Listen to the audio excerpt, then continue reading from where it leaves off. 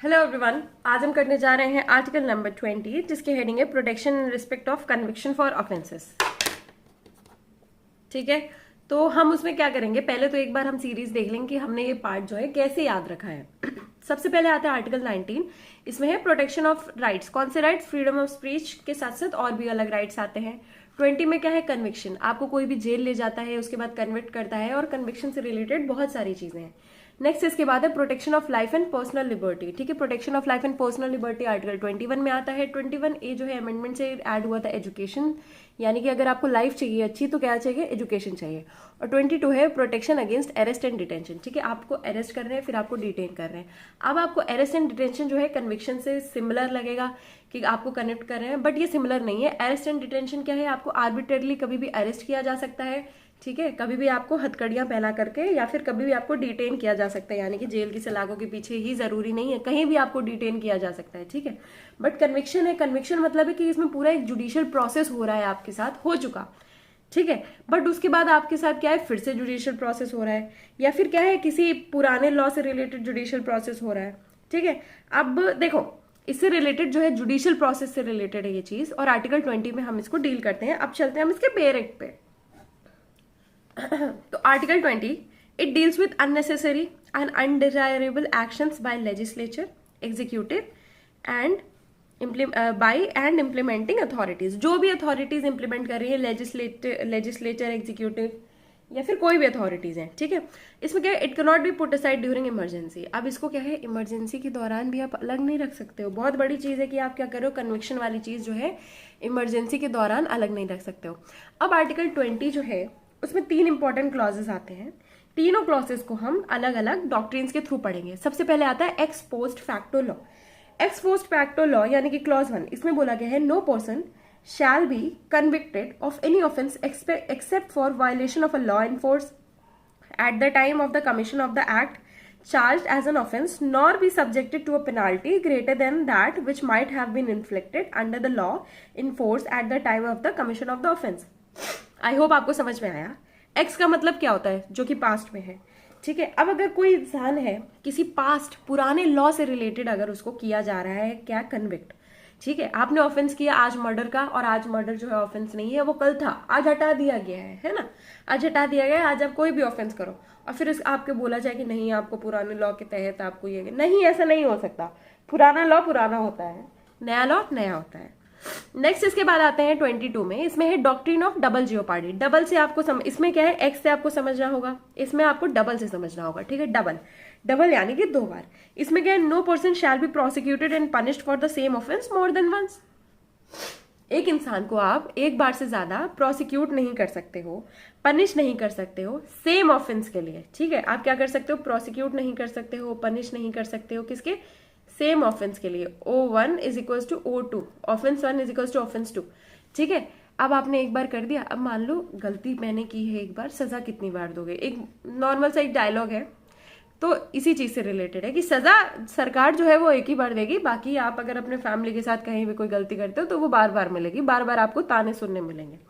Next इसके बाद आता है 23। इसमें है प्रोहिबिशन अगेंस्ट सेल्फ इनक्रिमिनेशन।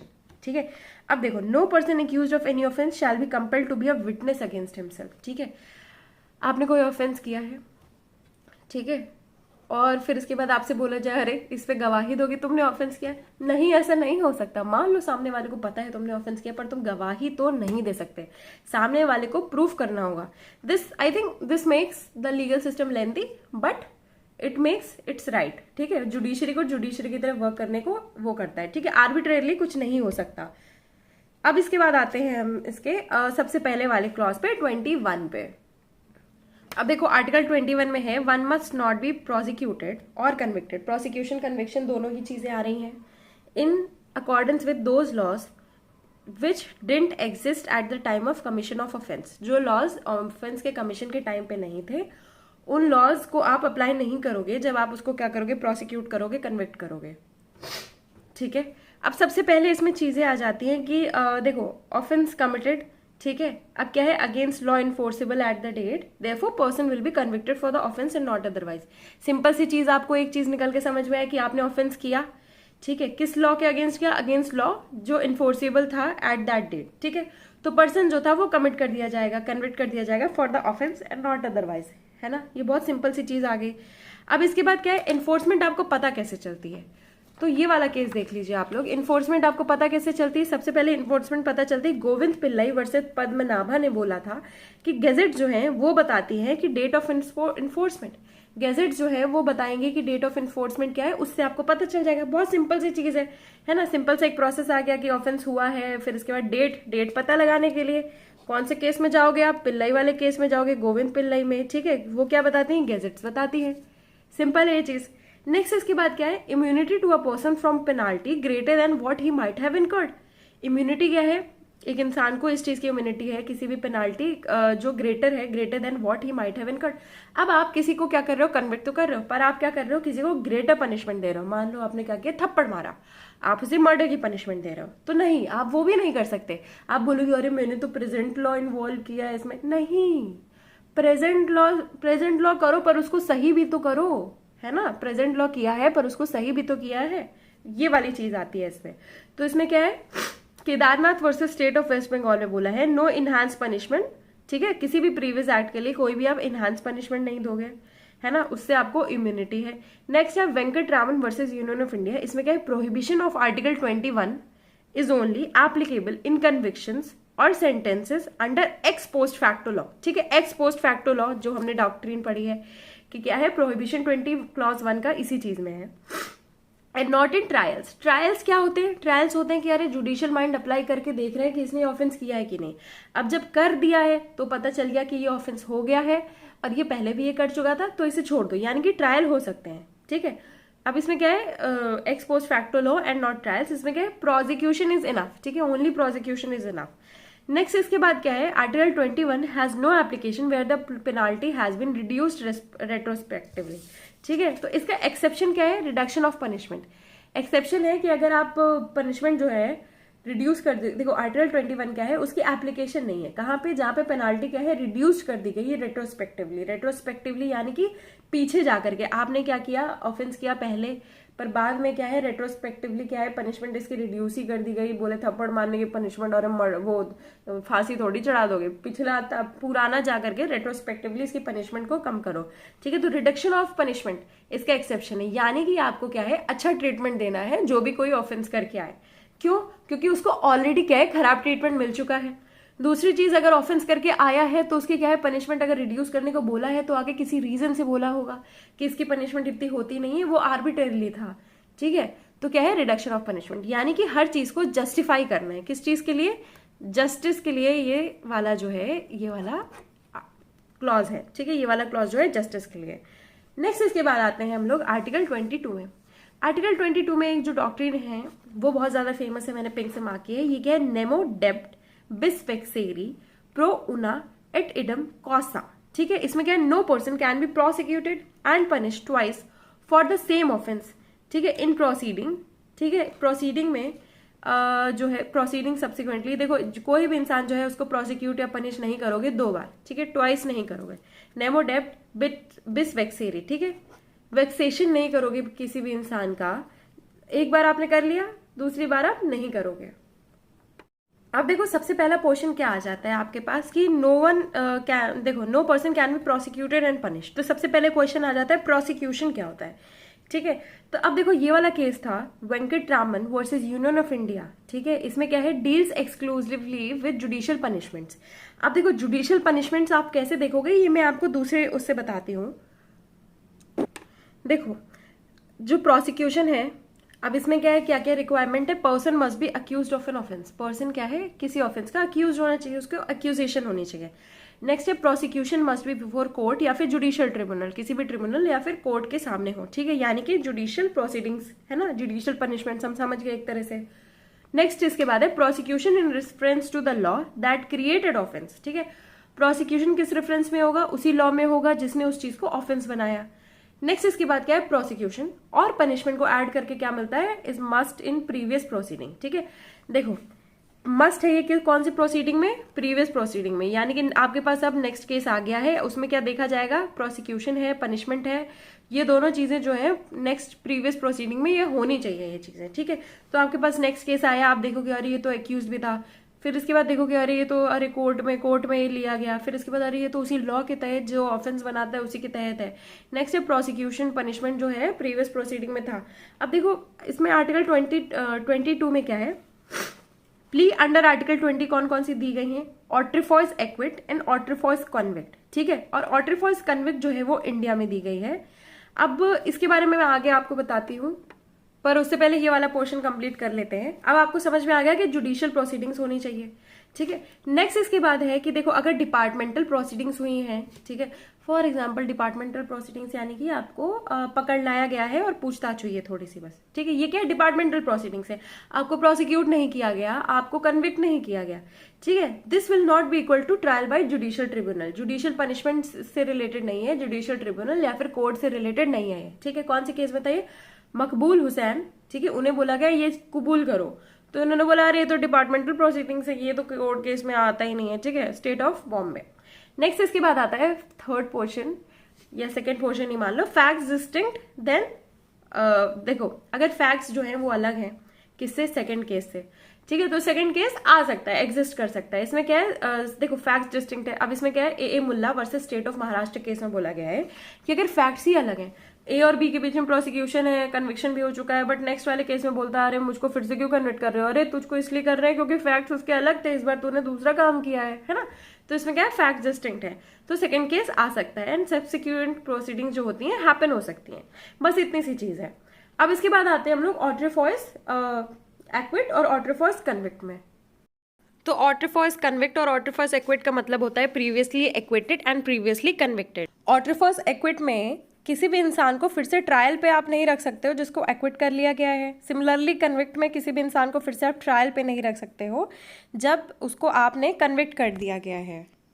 तो हमें ये समझ में आता है कि आर्टिकल 20 क्लॉज 2 में हमें ये बताया गया है कि हमारे इंडियन कॉन्स्टिट्यूशन में ऑट्रीफॉइस कन्विक्ट यूज होता है, यानी कि it's a kind of narrow concept. But article 300 जो सीआरपीसी में है, सीआरपीसी से अगर ये डील करता है तो उसमें ऑट्रीफॉइस कन्विक्ट और ऑट्रीफॉइस एक्विट दोनों यूज होता है, यानी कि अगर एक पर्सन कन्विक्टेड है या फिर एक्विटेड है तो उस पर डबल जीओपार्डी नहीं लगेगी। तो यानी कि आप याद रखिए कि ये किस चीज़ से रिलेटेड है, ये सिर्फ क्रिमिनल प्रोसेस से रिलेटेड है जिसमें दोनों चीज़ें लगती हैं, और अगर सिविल है, सिविल इंक्लूडेड है, तो उसमें सिर्फ ऑट्रीफॉइस कन्विक्ट लगेगा बस। अब हमें ये समझ में आ गया कि ऑट्रीफॉइस कन्विक्ट और ऑट्रीफॉइस एक्विट है, ये जो दोनों हैं मिलकर के क्या करते हैं, मिलकर के बनाते हैं आर्टिकल 22। आर्टिकल 20 और क्लॉज 2 की डॉक्ट्रिन कौन सी, डॉक्ट्रिन ऑफ डबल जीओपार्डी, ठीक है। इसमें क्या है, ऑट्रीफॉइस कन्विक्ट ऑट्रीफॉइस एक्विट की हमने मीनिंग देख ली, बट हमारे यहाँ क्या है, ऑट्रीफॉइस कन्विक्ट जो है वो लगता है, यानी कि ऑट्रीफॉइस कन्विक्ट इंडिया में क्यों। अब देखो ऑट्रीफॉइस कन्विक्ट है, अगर कोई पर्सन जो है वो कन्विक्ट हो गया एक बार, ठीक है, अगर उसका कन्विक्शन हो गया एक बार तो फिर से उसको जो है डबल जीओपार्डी जो है उस पर नहीं लगेगी। अब हम आते हैं section number 300 of CrPC which devises a rule for where the second trial is permissible. इसमें क्या है, सेकंड ट्रायल जो है वो परमिसेबल है, उसकी परमिशन है सेकंड ट्रायल की। इसमें क्या है, जुडिशियल प्रोसिक्यूशन हो गया, कैसे, अगर कॉम्पिटेंट कोर्ट ने क्या किया है, अगर कॉम्पिटेंट कोर्ट ने किया है तो क्या है, जुडिशियल प्रोसिक्यूशन हो गया। नेक्स्ट क्या है, प्रीवियस प्रोसिक्यूशन क्या है, it must be in force. Previous prosecution क्या है, जो है फोर्स में होना चाहिए, वहां पे क्या होना चाहिए, एक्विटल या कन्विक्शन, दोनों में से कुछ भी होना चाहिए, ठीक है। तो सब्सिक्वेंट ट्रायल क्या होगा, must be for same offence, ठीक है।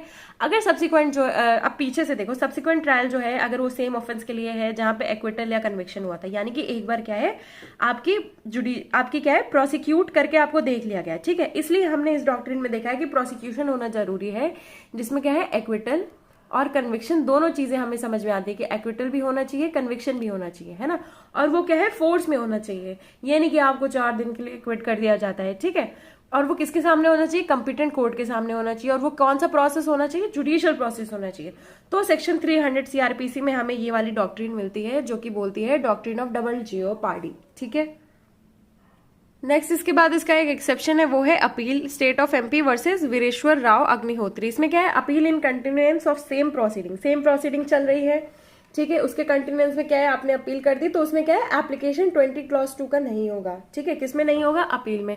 तो ये क्या है, नैरो से लेकर के वाइडर की टूवर्ड्स एक अप्रोच की गई है।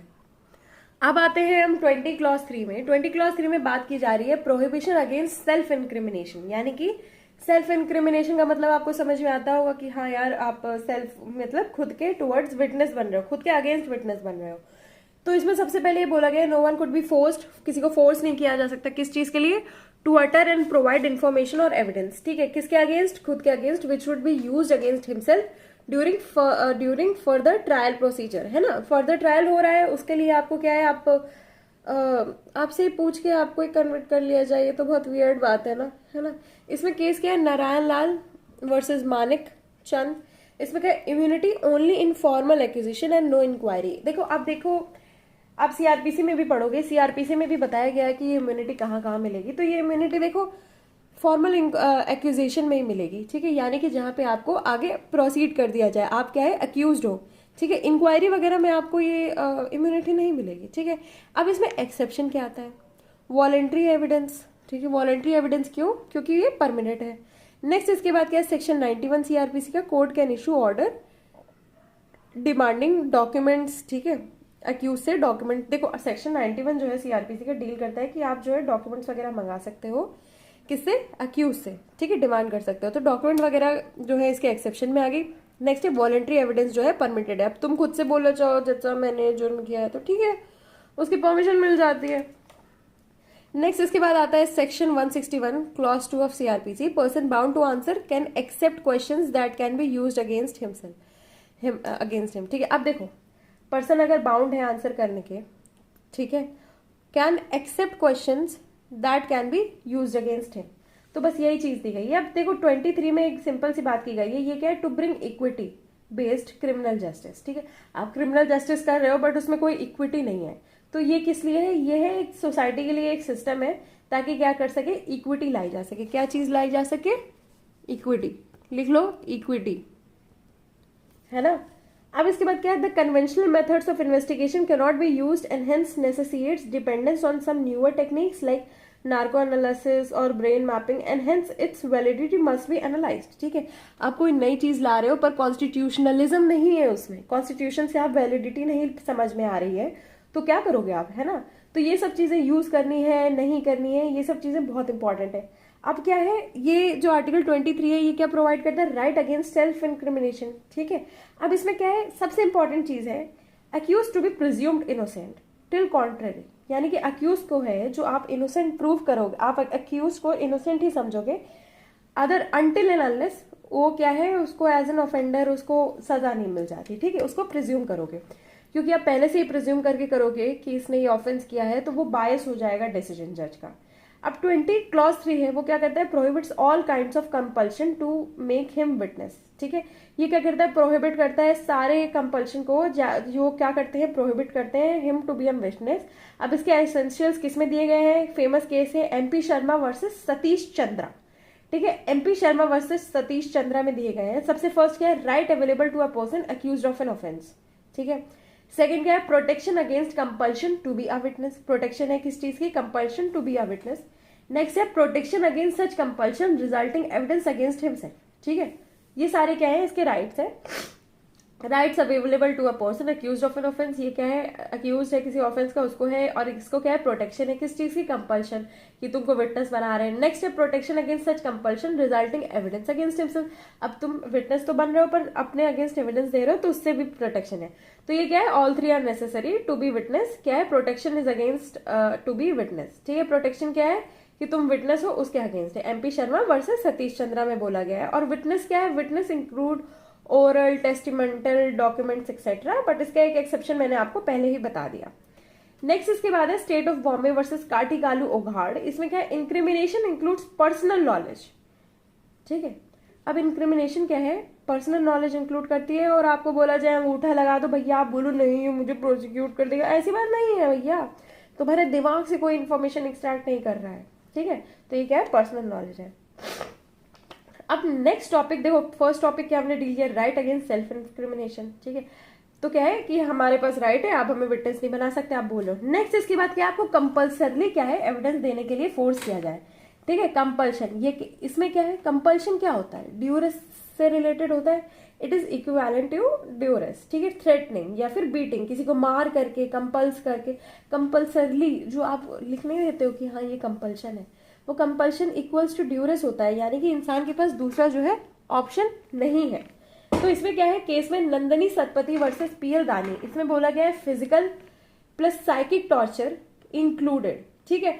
यानी कि कंपल्शन में क्या है, फिजिकल और साइकियाट्रिक टॉर्चर जो है, यानी कि आप क्या कर रहे हो, मार पीट करके पुलिस वाले क्या कर रहे हैं, निकालते हैं, ठीक है, ऐसे कर रहे हैं, या फिर एटमॉस्फेरिक प्रेशर से बर्फ में लिटा दे रहे हैं, ठीक है, प्रॉक्सिमिटी ओवरबेयरिंग एंड इंटिमिडेटरी मेथड्स, कोई भी ऐसे मेथड्स यूज कर रहे हो आप, तो ये किस में फॉल करता है, 23 में फॉल करता है, कि आप उसे मारपीट करके कंपल्सरली इंफॉर्मेशन निकाल रहे हो। किसमें बोला गया था, नंदिनी सतपति, यानी कि नंदिनी के पति के साथ ऐसे किया जा रहा था, तो आपने केस कर दिया पीएल दानी के अगेंस्ट, ठीक है, ये चीज है।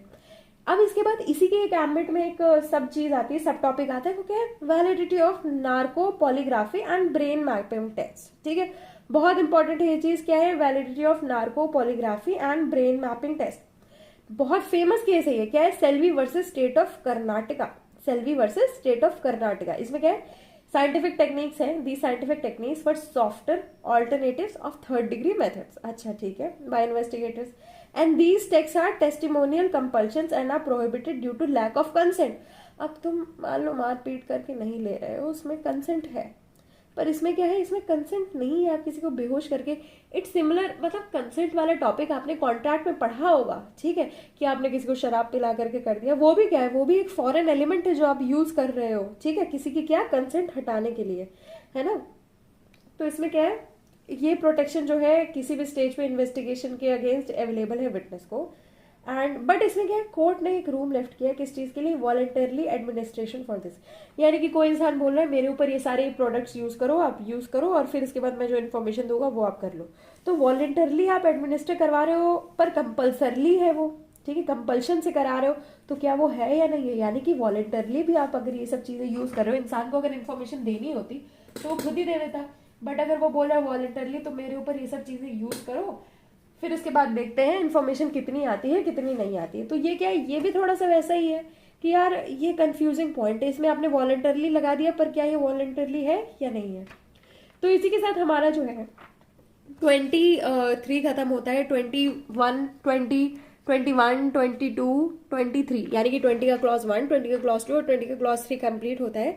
हमने एक्सपोज फैक्टो लॉ कर लिया, डॉक्ट्रिन्स ऑफ डबल जियोपार्डी कर ली, प्रोहिबिशन अगेंस्ट सेल्फ इंक्रिमिनेशन कर लिया, जो कि बहुत इंपॉर्टेंट है। एक्सपोज फैक्टो लॉ पुराना लॉ है, डॉक्ट्रिन ऑफ डबल जियोपार्डी 2 बार आप नहीं कर सकते हो, और प्रोहिबिशन अगेंस्ट सेल्फ इंक्रिमिनेशन। तो आई होप आपको आर्टिकल 20 बहुत अच्छे से समझ में आया होगा, और अगर आया है तो please do like, share, comment, and if you want to support this channel and my efforts, please do subscribe. I have provided all of the important cases. इससे ज्यादा इस पोर्शन में कुछ और इम्पोर्टेंट नहीं है, और इससे शॉर्ट में आपको जुडिशरी के लिए, ठीक है, आपको देखो यूपीएससी के लिए आपको पढ़ा सकते हैं, बट आपको जुडिशरी के लिए कोई नहीं पढ़ा सकता। तो please do like, share, comment, subscribe जैसा भी है, एंड थैंक यू।